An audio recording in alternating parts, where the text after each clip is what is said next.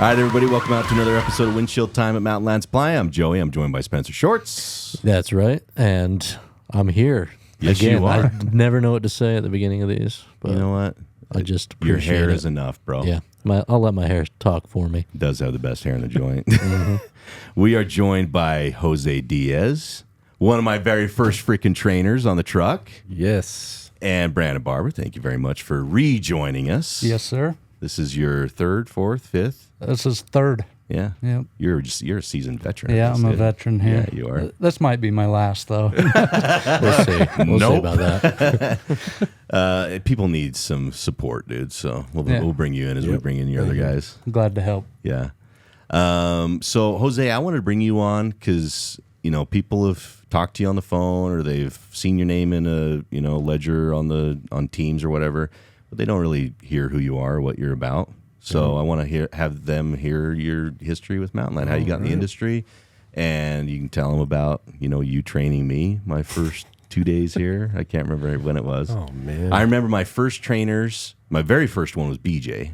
He rode with me, and freaking Stupid Oost was my ticket puller. And then I think he rode with me once. The Max Long rode with me back in the day, and then you rode with me either my second or my third day. I can't remember. Man, it's been a minute. Dude, you taught me everything I know. Well, For good and bad. yeah, I don't know. My old age, I can't remember. Oh, certain whatever, things. dude. You age like a fine wine, bro. Thank you. Thank you. Yeah, I am Jose. Sorry to all of those people that I keep bugging by email or Teams, but Don't say sorry. This is me. About myself, man, I grew up in Las Vegas, born and raised, and been on and off, coming back and forth to Utah. Just I had my grandparents here. Got into some trouble. Shout out to El there. Azteca Restaurants, El Azteca, dude. yeah, for all the old timers. If you remember that, it was the original one was by BYU. So good. Yeah, I do miss it. But that was my background. It was just a restaurant. So I do love to cook. I still do some cooking at home, but it's mostly. You're an amazing cook, dude. Thank you. I So appreciate good. that. Yeah. But yeah, so yeah, I kind of did that till I was about 20 and came back to Utah. There wasn't a really good paying cooking job. Mm-hmm. And my brother Lewis told me to try Mountainland. Just like all of us, dude. Fell backwards into this thing. First thing I told him, like, I don't know anything about that business. Yeah. And he was like, just try it out. And I'm like, all right. So I always have to bring this story up. My interview was with Brent Anderson. Yeah. Which I was very nervous as today. Yeah. But, you just notice everybody who interviews, everybody's different now. Oh, yeah. But I remember white shirt, tie, Yeah. nervous. And I just remember Brent saying, we're going to give you a shot. The only I don't like hiring family. Oh, yeah. And the only reason we're going to hire you is because you and your brother have different last names. Really? Really. Oh, that's And interesting, dude. I was, I'm like, how things have changed, eh, Barber? Yeah, right. so, but yeah, jumped on the board, started driving. Lewis was a shipping supervisor, so he was my boss. Yeah. And he did not. He didn't favor you at all, bro. No, and he told me, he's like, I don't want to make you look like I'm doing you a favor or I'm going to push you. Yeah. And I don't want nobody to think I'm giving you special privileges. And I was like, no, I understand. So, yeah, started as a local driver, did the Central Run. After that, did long distance, did the Moab Run. Oh, dude. That was the fun. You can never sleep the night before run. Yeah, no kidding. You didn't got to be wanna here at oversleep. 3 a.m. Yeah, luckily I didn't get scared. Or not scared, sorry. Nobody tried to Scare freak you. me out, so I think they knew I would be pissed off if Yeah, but you that happened. participated with a few of us in I some did. scares. I did. Ah, that was I fun. did. There was some good times back in the day. But yeah, other than that, went to, done it all. Receiving, ticket pulling, You did returns, Did returns, and warranties. Warranties, no, but You worked with With- Darren, yeah. and you were doing the returns. He's doing Yep. warranties. Yeah, Then finally got my chance to go to the counter, and that was a exciting time. yeah, dude. And then I think I was on the counter for about 4 years, and got my chance to go inside sales. Yeah, And yeah, did that for another couple years, and did outside for a little while. yeah. Went on a hiatus. Sabbatical. There you go. Yeah, But got to come back to Mountainland, so I was very excited about that, and I've been here ever since. Came back doing inside sales, and I just wanted to kind of go a different route.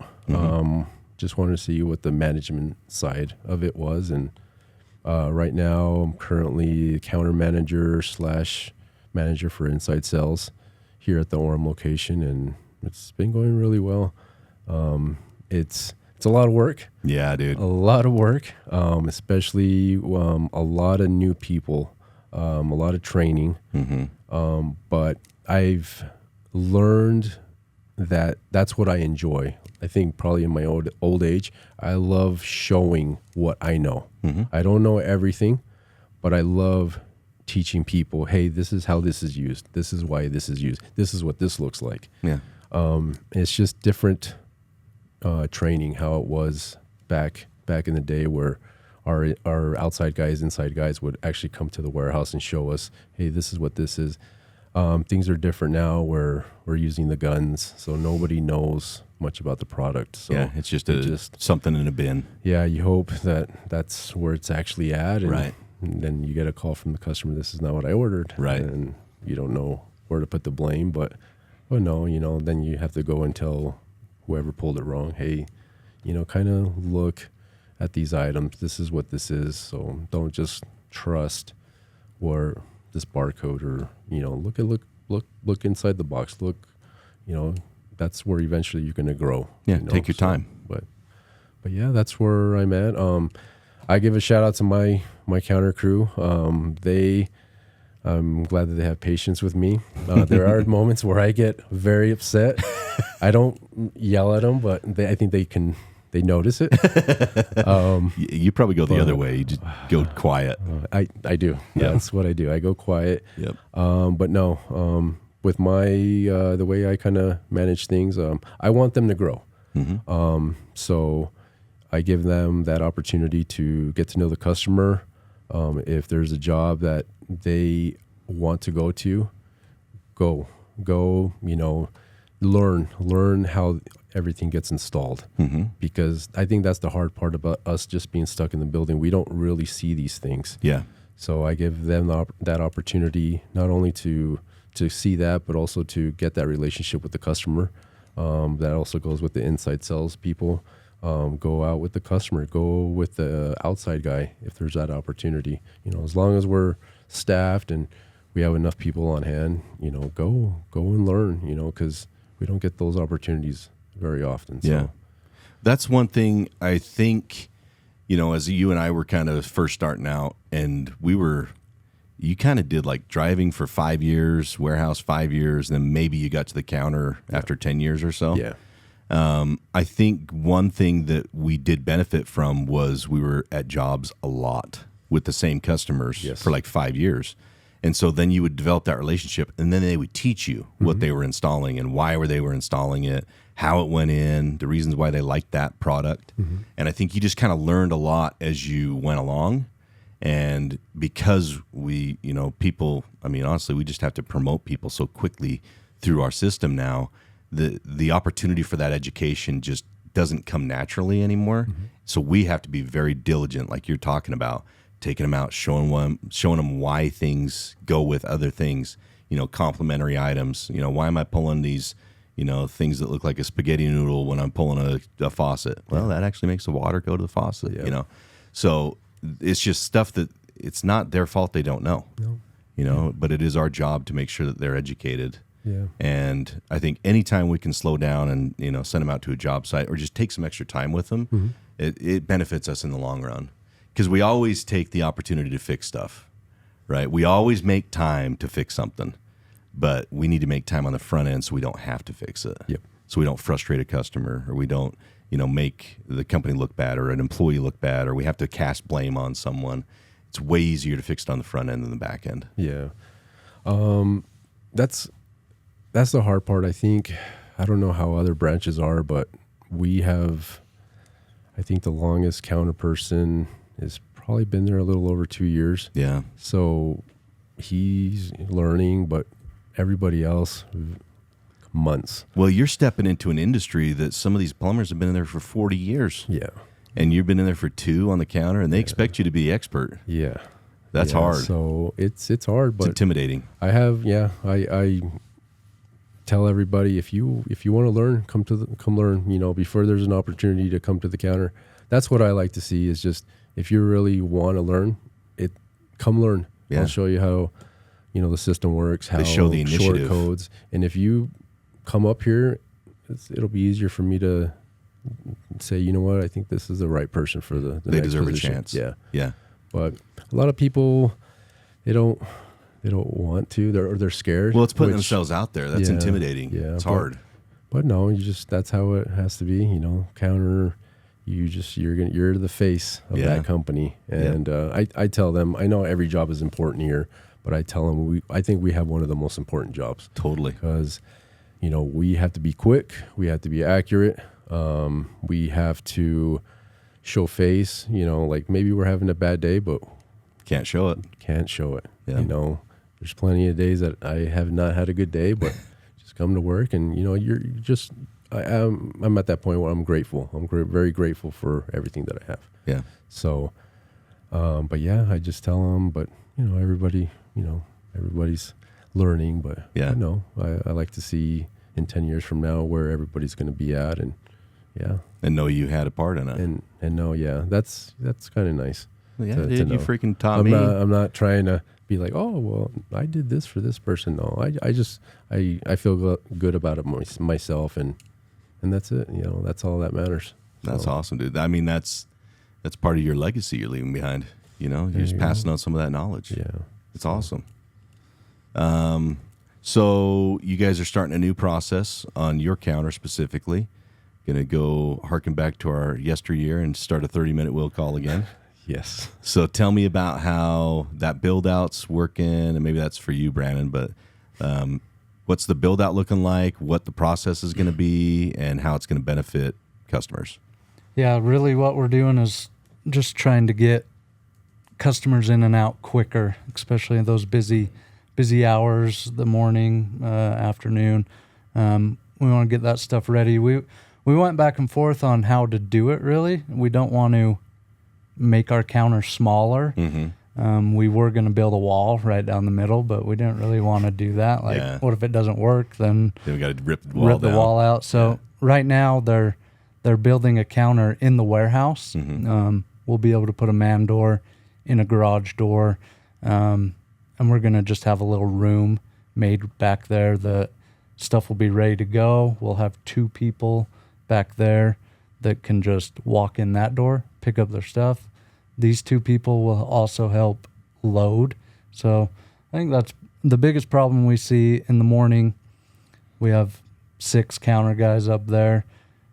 5 of them are outside helping customers load, and there's Yeah. 10 people waiting at the counter. Right. It doesn't look very good. So. No, it's hard. It's hard to change that perception for people too. It's like our people are busy and we are going to get to you, but it doesn't look like it. Yeah, exactly. So we're trying to get away from that a little bit. Have some people that are just there to help load, pull, and then always have people on the counter writing orders. So Yeah.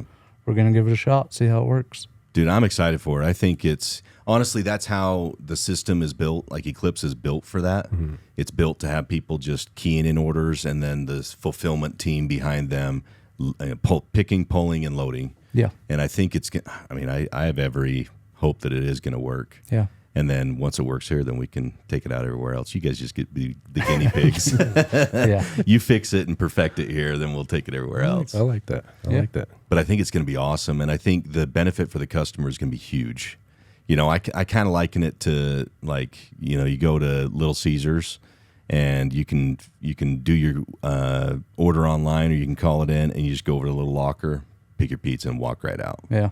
You know, that's the expectation of a consumer these days, is that they can get that kind of contact-free option if they want it. Now, fully understanding that by and large, most of our customers are still going to want that person-to-person interaction because they don't know exactly what they need, or they keep building their list as they're working with you.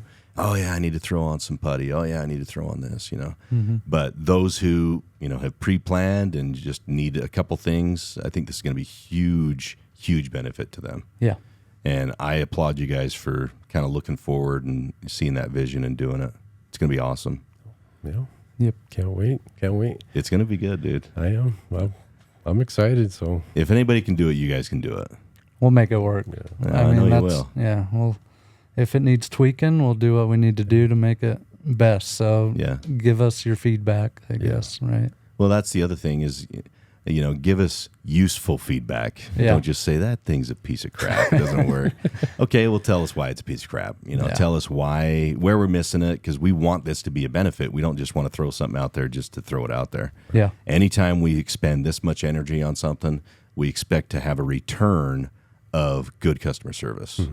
And I really think this can be huge for our customers. I really do. I think it's going to be awesome. Yeah. It'll be kind of the wave of the future.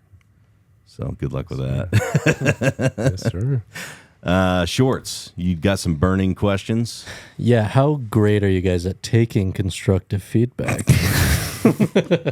It depends how it gets tossed Is our it way. constructive? Yeah, it's very constructive. I'm just curious. Do they need to, you know, like send an email, like warm you guys up first, just go right into it? We'll take it anyway, but I guess it's how we take it and run with it is the question. But no, I think it'll be great what you guys are planning, and I love trying new things like that and then refining it. So yeah. I love feedback too. So I think it's going to be awesome from a marketing perspective too, because it'll be something that we'll be able to offer, nobody else will be able to offer as far as our competitors go. Yeah. So from a marketing perspective, we can start pushing that out too. You know, hey, here's your QR code. You know, get your order in, 30-minute will call. You know, all that sort of stuff. It'll just be one more arrow in the quiver for our people to be able to sell off of. yeah. And it's a purely customer service driven experience. Yep. And I say it all the time, but if we don't continue to refine our customer service, we will begin to lose and deserve to. Yep.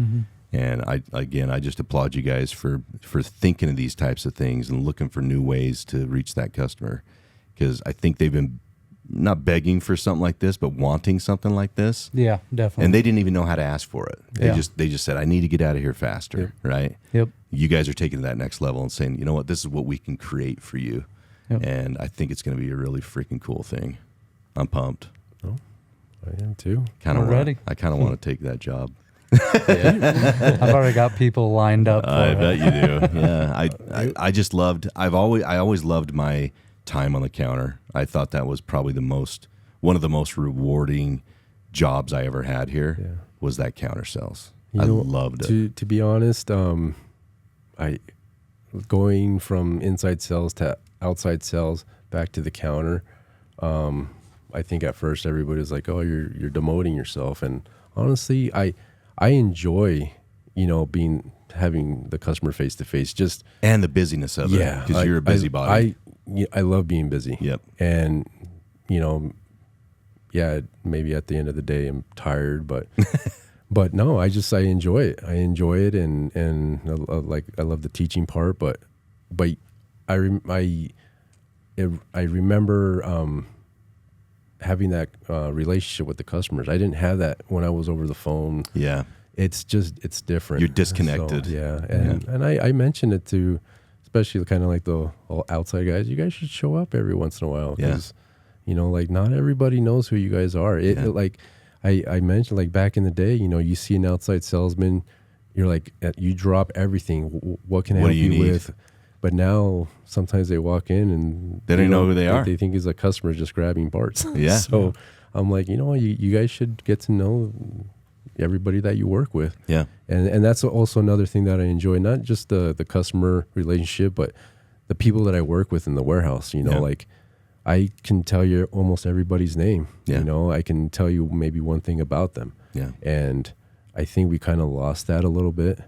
And I agree. And I was like, you know what, that's just, you know, it's not all about, you know, texting and emailing, you know, get to know people like in person.